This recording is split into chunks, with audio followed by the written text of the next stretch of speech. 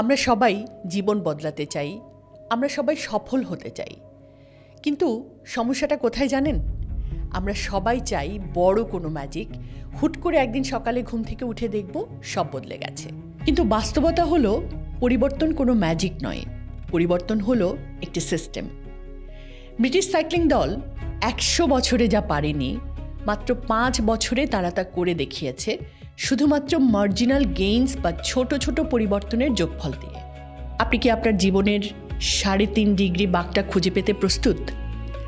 আজ কথা বলবো কেন আপনি সফল হন না আর কিভাবে আজ থেকেই আপনি আপনার সাফল্যের রথযাত্রা শুরু করতে পারেন। প্রিয় দর্শক, আসসালামু আলাইকুম। আমি রাবিয়া নাজরিন। গত 2 দশকেরও বেশি সময় ধরে আমি কাজ করছি মানুষের মন, সচেতনতা এবং আত্মিক রূপান্তর নিয়ে। জীবনের নতুন বাঁকে চ্যানেলে আমরা আলোচনা করি সেই সব বিষয় নিয়ে যা সাধারণত এড়িয়ে যাওয়া হয়: মানসিক স্বাস্থ্য, পার্সোনাল এক্সেলেন্স এবং সচেতন জীবনযাপন। বিজ্ঞানের যুক্তি আর অভিজ্ঞতার নির্যাস নিয়ে প্রতি সপ্তাহে হাজির হচ্ছি আমি আপনার জীবনের নতুন কোনো মোড়ে পথ দেখাতে।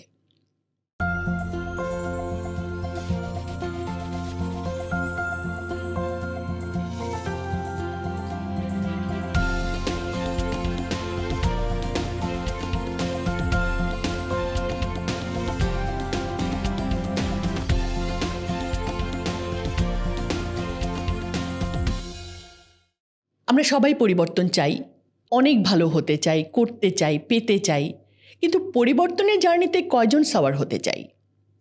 আমি এখন আপনাদের সাথে একটা ঘটনা শেয়ার করব। ঘটনাটা শুনতে শুনতে একটু পরপরই আপনার মনে হতে পারে এ আর এমন কি, কিন্তু জিনিসটা বাস্তব।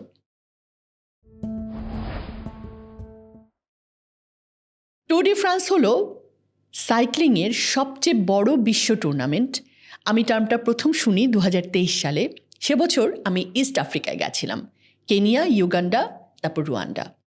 প্রথম বিমানে ঢাকা থেকে কেনিয়া, তারপর ল্যান্ড বর্ডার দিয়ে কেনিয়া থেকে ইউগান্ডা, ইউগান্ডা থেকে রুয়ান্ডা।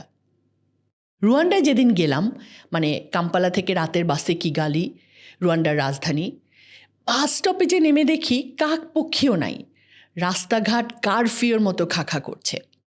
আমি একটু ঘাবড়ে গেলাম, কারণ রুয়ান্ডা সম্পর্কে হয়তো অনেকে জানেন 90-এর দশকে এখানে কুখ্যাত একটা গণহত্যা হয়েছিল, মানে এথনিক ক্লিনজিংয়ের ঘটনা। হুতু আর তুৎসিদের মধ্যে। এটা নিয়ে আমার একটা লেখা আর অডিও আছে, চাইলে পড়তে বা শুনতে পারেন। তো একটু ঘাবড়ে গেলাম, খারাপ কিছু ঘটল না তো? কিছুক্ষণ পরে শুনলাম ট্যুর ডি ফ্রান্স নামের এই সাইক্লিং কম্পিটিশনের প্রতিযোগীরা আজকে কিগালির রাস্তা দিয়ে অতিক্রম করবে। এ কারণে 3 দিনের জন্য কিগালির সমস্ত রাস্তাঘাট বন্ধ করে দেওয়া হয়েছে। গাড়ি ঘোড়া কিছুই চলবে না, বোঝো অবস্থা। শেষ পর্যন্ত গেস্ট হাউসের ট্যাক্সি আনাতে হলো। সেই ট্যাক্সিরও কত কাহিনী। তার একটা পার্টস ঠিক করা হয় তো আরেকটা পার্টস নষ্ট হয়। ঘষতে ঘষতে আমাদের গেস্ট হাউসে পৌঁছাতে প্রায় বিকেল হয়ে গেছিল, মানে সকালে নেমে বিকেলে। তারপর থেকে tour de France, cycling competition নিয়ে কোথাও কিছু দেখলে আগ্রহ নিয়ে পড়তাম।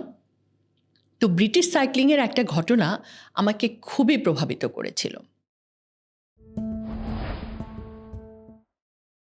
2003 সালে ব্রিটিশ সাইক্লিং কর্তৃপক্ষ ডেভ ব্রেলসফোর্ড নামে এক ভদ্রলোককে অ্যাপয়েন্ট করে ব্রিটিশ সাইক্লিংয়ের পারফরমেন্স ডিরেক্টর হিসেবে। মানে সাইক্লিস্টদের পারফরমেন্স বাড়াবার কাজটা তিনি করবেন। তো এর আগের 100 বছর ধরে ব্রিটিশ সাইক্লিংয়ের পারফরমেন্স হচ্ছে ভয়াবহ রকমের বিপর্যয়কর। মানে 1908 সালে ব্রিটিশ সাইক্লিংয়ের জন্মের পর থেকে 2003 সালের মধ্যে তারা মাত্র একবার অলিম্পিকে গোল্ড মেডেল পায়। আর একটু আগে যে ট্যুর ডি ফ্রান্সের কথা বললাম, সাইক্লিংয়ের বিশ্বসেরা ম্যাচ, সেটাতে তখন পর্যন্ত মানে 110 বছরেও কেউ কোনো পদক পায়নি। তো ডেভ ব্রেলসফোর্ডের ঘাড়ে দায়িত্ব পড়ল এই ফেল্টুস দলকে একটা হাই পারফর্মার দলে রূপান্তরিত করা। তো ব্রেলসফোর্ডের একটা বিশেষত্ব হলো উনি ছোট ছোট বিষয়গুলো নিয়ে কাজ করতে পছন্দ করতেন। এটাকে উনি বলতেন অ্যাগ্রিগেশন অফ মার্জিনাল গেইনস, মানে ছোট ছোট অর্জনের যোগফল। তো ব্রেলসফোর্ড তার টিম ব্রিটিশ সাইক্লিংয়ের অনেকগুলো ছোট ছোট বিষয়ে মনোযোগ দিলেন। যেমন সাইকেলের সিটটা যেন কমফোর্টেবল হয়। সাইকেলের চাকা, ব্রেলসফোর্ড সাইকেলের চাকায় অ্যালকোহল মাখাবার ব্যবস্থা করলেন। এতে করে সাইকেলের গ্রিপ বাড়ল। সাইক্লিংয়ের সময় সাইক্লিস্টরা যে প্যান্টটা পরে, যেটাকে ওভারশর্টস বলে, ব্রেসফোর্ডের টিম তাদেরকে ইলেকট্রিক্যালি হিটেড এক ধরনের বিশেষ শর্টস পরতে বললেন। এতে নাকি পায়ের পেশির টেম্পারেচার ঠিক থাকবে। খেলোয়াড়রা যখন ওয়ার্কআউট করত, ব্রেসফোর্ডের টিম তাদের শরীরের রেসপন্স মাপার ব্যবস্থা করলেন যে কোন ওয়ার্কআউটে কী পরিমাণ ক্যালোরি বার্ন হচ্ছে বা কোন পেশিতে কী প্রভাব পড়ছে। ব্রিটিশ সাইক্লিস্টরা আগে এক ধরনের স্যুট ব্যবহার করত যা ছিল ভারী এবং খুব একটা আরামদায়ক না। ব্রেসফোর্ড প্রথমে তাদের স্যুটের ফেব্রিক, মানে যে কাপড় দিয়ে স্যুট তৈরি হবে, তা বিভিন্ন উইন্ড টানেলে নিয়ে গিয়ে পরীক্ষা করে দেখলেন যে কোনটা বেশি অ্যারোডাইনামিক। এরপর তাদেরকে ইনডোর রাইডার স্যুট বানিয়ে দেওয়া হলো। দেখা গেল এটা হালকা এবং বেটার অ্যারোডাইনামিক। এখানেই শেষ না, ব্রেসফোর্ড আরও এমন কিছু কাজ করলেন যা সাধারণভাবে কেউ ভাববে না। যেমন উনি খেলোয়াড়দের রাতের ঘুম যাতে ভালো হয় সেজন্য বিশেষ বালিশের ব্যবস্থা করলেন। আপনারা হয়তো জানেন, ভালো ঘুমের জন্যে আপনি কেমন বালিশে ঘুমুচ্ছেন সেটা খুবই গুরুত্বপূর্ণ। তাদের হাত ধোয়া শেখালেন বিশেষ একজন সার্জন রেখে, যাতে জীবাণু দ্বারা সংক্রমিত হয়ে তারা ঠান্ডায় না পড়ে। এমনকি সাইকেলগুলো রাখা হয় যে টিম ট্রাকে, সেই ট্রাকের ভেতরটা সাদা রং করে দিলেন যেন ময়লা হওয়া মাত্রই তা বোঝা যায় এবং পরিচ্ছন্ন করার কাজটা সহজ হয়। অর্থাৎ ছোট ছোট অনেক মার্জিনাল চেঞ্জ এবং 5 বছর ধরে কন্টিনিউয়াস এগুলো নিয়ে কাজ করতে লাগলেন। ফল ফলতে লাগলো 5 বছর পর। 2008 সালে বেইজিং অলিম্পিক অনুষ্ঠিত হলো। ব্রিটিশ সাইক্লিস্ট যারা এর আগে 100 বছরে একটা মাত্র গোল্ড মেডেল পেয়েছিল অলিম্পিকে, সেই বেইজিং অলিম্পিকে তারা সাইক্লিংয়ের গোল্ড মেডেলের 60% নিজেদের ঘরে তুলে নেয়। 4 বছর পর অলিম্পিক তাদের নিজেদের ঘরে আয়োজিত হলো, লন্ডন অলিম্পিক। আমার এক শুভানুধ্যায়ী সেই অলিম্পিকের ডিভিডি সেট নিয়ে এসেছিলেন আমার জন্য লন্ডন থেকে। তো লন্ডন অলিম্পিকে ব্রিটিশ সাইক্লিস্টরা 9টি অলিম্পিক রেকর্ড এবং 7টি বিশ্ব রেকর্ড করে। একই বছর ব্র্যাডলি উইগিন্স নামে একজন ব্রিটিশ সাইক্লিস্ট 110 বছর পর প্রথমবারের মতো জেতেন ট্যুর ডি ফ্রান্স। তার পরের বছর জেতেন আরেক ব্রিটিশ, তার পরের বছর আরেক। এভাবে সাফল্য চলছেই। মানে দশকের পর দশক ধরে যে দলটি ছিল হারু পার্টি, এমনকি বদনামটা এতটাই স্টিকি ছিল যে বিশ্ববিখ্যাত একটি সাইকেল কোম্পানি কোনো ব্রিটিশ সাইক্লিস্টের কাছে সাইকেল বেচত না এই ভয়ে যে তাদের ব্র্যান্ডের ক্ষতি হবে। সেই দলটি চড়ে বসল সাফল্যের রথযাত্রায়, এগোবে আর সফল হবে। কেন, কিভাবে? কারণ তারা সাফল্যের রিয়েল জার্নিটা ধরতে পেরেছে। ছোট ছোট পদক্ষেপ দিয়ে শুরু করতে হবে, ছোট ছোট ইমপ্রুভমেন্ট, নিয়মিত করে যাওয়া, আজকের কাজটি আজকে করা। এভাবেই দিন, মাস, বছর শেষে পৌঁছা যাবে সাফল্যের দ্বারপ্রান্তে। তো এই ঘটনা থেকে আমাদের জন্য শিক্ষা কী?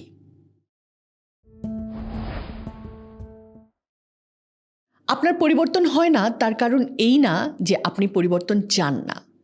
পরিবর্তন হয় না কারণ আপনি পরিবর্তনের উপযুক্ত সিস্টেম বা পরিবেশ তৈরি করেন না।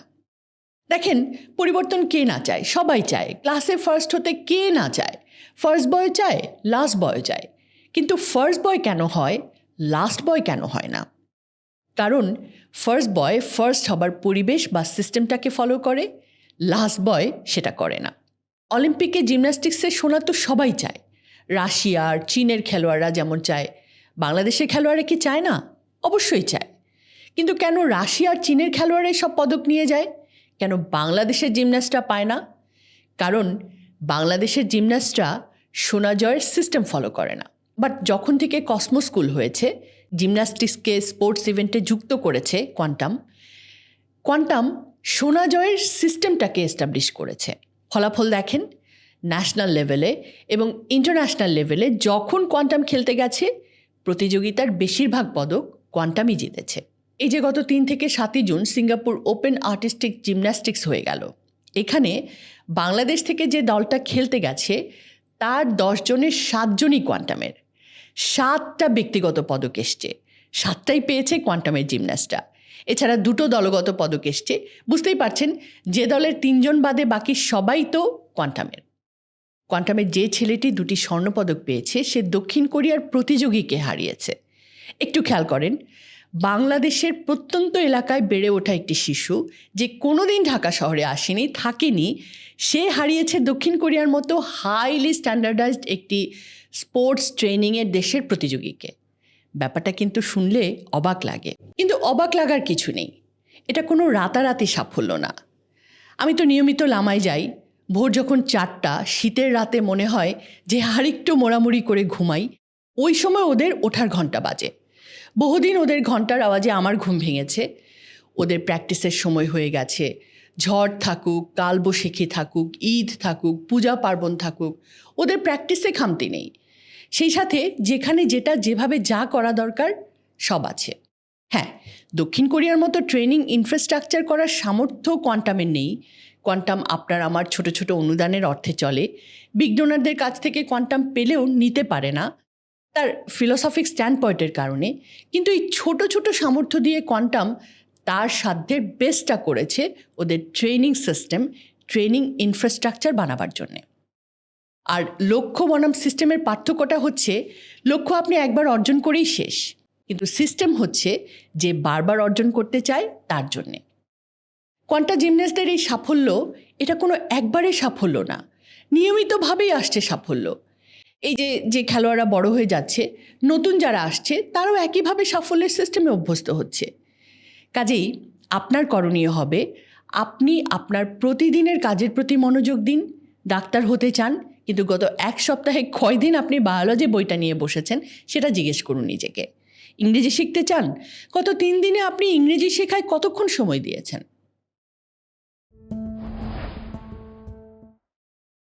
একটা কথা বলা হয় যে চেষ্টা কখনো থামিও না, চেষ্টা চালিয়ে যাও। এটা ঠিক আছে, যদি ব্র্যাকেটে চেষ্টাটা ভিন্ন ভিন্নভাবে করার প্রসঙ্গটা থাকে। মানে আপনি যখন একভাবে চেষ্টা করে দেখলেন হলো না, আপনি যেটা করতে পারেন, রবার্ট ব্রুসের অধ্যবসায়ের গল্প থেকে অনুপ্রাণিত হয়ে আপনি একই চেষ্টা বারবার চালিয়ে যেতে পারেন। আবার আপনি চেষ্টাটা ভিন্নভাবেও করতে পারেন। গবেষণা বলছে, একইভাবে চেষ্টা না করে ভিন্নভাবে যখন চেষ্টা করা হয়েছে, সাফল্যের হার তখন বৃদ্ধি পেয়েছে। কয়েকটা কারণে এটা হয়। প্রথমত, আপনার বর্তমান চেষ্টাটা হয়তো 100% স্যাচুরেটেড হয়ে গেছে, এখানে এক্সট্রা আর কিছু করার নেই। দ্বিতীয়ত, আপনি আপনার সামর্থ্যের 10 গুণ করতে পারেন, কিন্তু 100 গুণ তো আপনি পারবেন না, সেটা সম্ভব না। ফলে আপনার বর্তমান চেষ্টাটা খুব একটা ফলপ্রসূ হচ্ছে না। তবে জেমস ক্লিয়ার বলেছেন, try things until something comes easily. অর্থাৎ কোনো একটা কিছু যতক্ষণ না সহজভাবে আসছে ততক্ষণ চেষ্টা করে যেতে হবে। তাহলে কি করবেন? কোনো একটা কিছু যতক্ষণ না সহজভাবে আসছে ততক্ষণ একটার পর একটা নানাভাবে চেষ্টা করেই যান, হতোদ্যম হবেন না। আপনি যেটা করছেন, যেভাবে করছেন, আপনি যদি মনে করেন আপনি সবচেয়ে বেস্টভাবে করছেন, তাহলে আপনি খুবই ভুলের মধ্যে আছেন। এটা কখনো হয় না যে আমি বা আপনি সবসময় 100% ঠিকভাবে করছি। অবশ্যই ভুলচুক আছে, ফাঁক আছে, গলতি আছে। জেমস ক্লিয়ার বলেছেন, যে মানুষটা তার এই ফাঁক বা গলতিগুলোকে খোঁজার জন্যে সময় দেয় আর যে দেয় না, এ দুয়ের ফল কখনো এক হবে না। প্রথমজন দ্বিতীয়জনের চেয়ে অনেক গতিতে এবং অনেক সুন্দরভাবে এগোবে, কারণ আপনি এখন যা করছেন আপনি এর 10 গুণ করতে পারেন, কিন্তু 100 গুণ কি পারবেন? পারবেন না। তার মানে আপনার এখনকার পদ্ধতি নিয়ে নিয়মিত পর্যালোচনা হওয়ার প্রয়োজন আছে।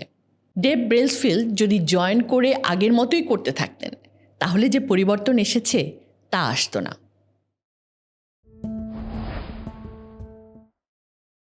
পরিবর্তন কখনো রাতারাতি হয় না। ছোট ছোট পরিবর্তনের হাত ধরেই বড় পরিবর্তন আসে। ক্রিস্টিয়ানো রোনালদো একবার বলেছিলেন, people think I became successful overnight, but they don't see the 17 years of hard work behind it. এটা তো একটা দিক। আরেকটা দিক হলো, আপনার জীবনে আসলে ছোট ছোট পরিবর্তনগুলো করার মতো সময়, সুযোগ এবং সম্পদই আছে, এর চেয়ে বেশি না। আপনি দেখেন আপনার 24 ঘন্টা, এই 24 ঘন্টা সময়ের মধ্যে কতটুকুর ওপর আপনার নিয়ন্ত্রণ আছে? হয়তো 1-2 ঘন্টার বেশি নয়। তো 1-2 ঘন্টার সময়ে আপনি বড় কিছু কিভাবে করবেন? সেটা তো আকাশকুসুম কল্পনা হয়েই থাকবে। ব্রিটিশ সাইক্লিংয়ের কথা আমরা বলেছি। ডেভ ব্রেলসফোর্ডের মতো পারফরমেন্স ডিরেক্টর, বিশাল একটা টিম, তারপরও তাদের ঝাড়া 5টা বছর লাগলো ব্যর্থ দল থেকে বিজয়ী একটা দলে রূপান্তরিত হতে। কারণ ছোট পরিবর্তনগুলোই ম্যাটার করে, ডিফারেন্স মেক করে, এবং সেটাই সাফল্যের উপযোগী সিস্টেম। কি করবেন? চিন্তা করুন এই মুহূর্তে কোন মেইলটা আপনি করতে পারেন যা করবেন বলে অনেক দিন ধরে পায়তারা করছেন। গুরুত্বপূর্ণ যে কলটা করবেন করেও করা হচ্ছে না তা করে ফেলুন। আগ্রহ বা ইচ্ছার ধার ধারবেন না, কাজটা করুন, দেখবেন আগ্রহ, কনফিডেন্স সব এখান থেকেই আসবে। এগুনোর তৃপ্তি বা সুখানুভূতিটা খুব গুরুত্বপূর্ণ আপনার পরিবর্তন ধরে রাখার জন্যে। কিন্তু জীবনের বেশিরভাগ ক্ষেত্রেই আপনি দেখবেন এগোবার কোনো মাপকাঠি নেই আপনার। কালকের চেয়ে আজকে কি আপনি বেটার হাজব্যান্ড বা ওয়াইফ, এটা আপনি কিভাবে মাপবেন? কালকের চেয়ে আজকে আপনি বেটার একজন বন্ধু, এটা কিভাবে বুঝবেন? বা ক্যারিয়ারে আপনি এগোচ্ছেন, সেটাই বা বুঝবেন কিভাবে? এজন্যই প্রয়োজন ছোট ছোট মাপকাঠি, ছোট ছোট টার্গেট। এবং টার্গেট না হয়ে এটা যত প্রসেস টাইপের লক্ষ্যমাত্রা হয় তত ভালো। যেরকম প্রায়ই হয়তো শুনবেন, আপনি নিজেও হয়তো বলেছেন, 1 মাস ধরে ব্যায়াম করছি, এখনও তো কোনো উন্নতি হলো না। 6 মাস ধরে টিম মিটিং করছি, এখনও তো ওই ফিচারটা বাস্তবায়িত করা গেল না। কিন্তু আপনি যদি বলেন, আমি দেখব আমি আজকে অমুক বইটার একটা পাতা পড়তে পারছি কিনা, কালকে আরেকটা পাতা, পরশু আরেকটা পাতা, আপনি খালি আপনার দিনের কাজটুকুর উপর চোখ রাখুন, সেটুকু করুন, হয়ে গেলে নিজেকে ধন্যবাদ দিন বা একটা পুরস্কার দিন। আপনি দেখবেন আপনি এগোনোর অনুভূতি পাচ্ছেন। আর আমরা তো জানি ভালো ইনপুটগুলো যখন জড়ো হয় তো ভালো আউটপুট হয়েই তো ফেরত আসে তা। প্রিয় দর্শক, আজ আপনার জন্যে একটি চ্যালেঞ্জ।